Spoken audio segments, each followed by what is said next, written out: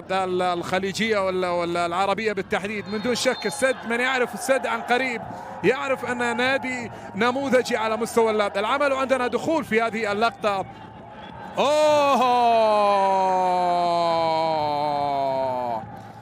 بطاقة حمراء على جبران، بطاقة حمراء على يحيى جبران.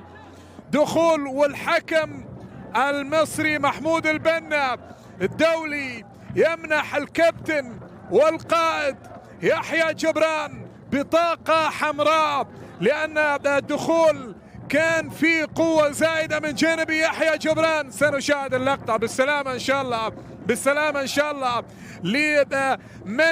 من لاعبي السد. شوف هذه اللقطة، وجبران دخل بقوة زائدة وصعبة. كانت الكرة بيدرو ولم يكن لها مبرر من جانب يحيى جبران، وسقوط على أرضية الملعب. شوف حتى يحيى جبران عرف أن غلطان هذا الدخول الصعب، وحكم المباراة اتخذ قراره وأعطى بطاقة حمراء ليحيى جبران لأن يلعب الوداد ب10 لاعبين في مباراة اليوم. وعادل رمزي يتحدث مع أمين عادل رمزي المدرب الذي لم يسبق له أن عمل في المغرب كمدرب، حضر لأن يقود الوداد بعد عمل في بي اس في ايندهوفن الهولندي على مستوى الفئات السنية، ثم مساعد مدرب